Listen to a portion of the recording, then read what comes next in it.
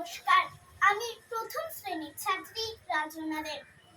আজ 15 আগস্ট, ভারতের স্বাধীনতা দিবস।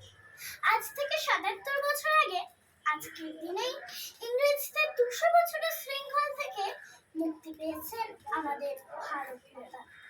কেউ বা ফাঁসি কাঠে, কেউ বা কালা পানিতে, কেউ বা বোমাবাজিতে বা বন্দুকের গুলিতে ঝাঁঝরা হয়ে গিয়েছিলেন।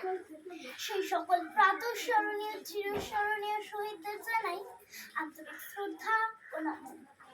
তাদের বলিদানে ইংরেজদের থেকে তো আমরা মুক্তি পেলাম সেই বহু কাঙ্ক্ষিত স্বাধীনতা।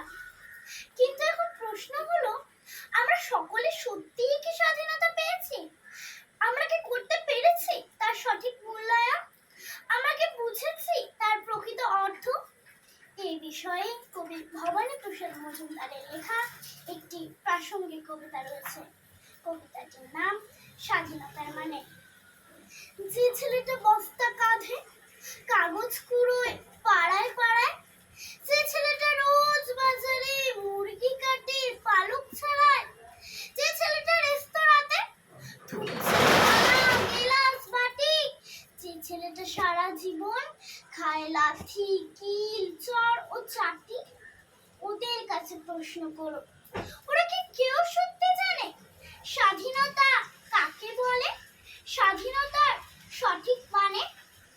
যে মেয়েটা ভোর না হতে মায়ের সাথে যাচ্ছে কাজে, যে মেয়েটা পরের বাড়ি কাপড় কাচে বাসন মাজে, যে মেয়েটা গোবর কুড়োয় খুঁটেও দেয় কয়লা বাজে, যে মেয়েরা সারা জীবন পায় না আদর কারোই কাছে, ওদের কাছে প্রশ্ন করো, ওরা কি কেউ সত্যি জানে স্বাধীনতা দেখতে কেমন, স্বাধীনতার সঠিক মানে?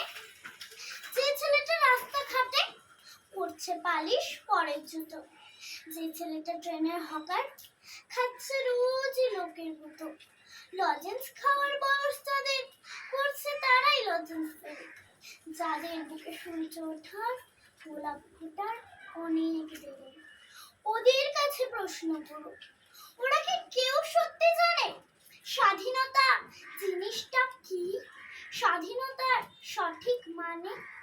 স্বাধীনতার মানে বুঝে নীল আকাশের বন্ধু পাখি, স্বাধীনতার মানে বুঝে চাঁদ তারাদের পড়ায় রাখি, স্বাধীনতার মানে বুঝে পাহাড় সাগর ঝর্ণা নদী, স্বাধীনতার মানে বুঝে বইছে বাতাস নিরবধি।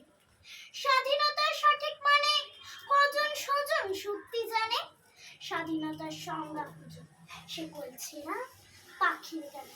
নমস্কার।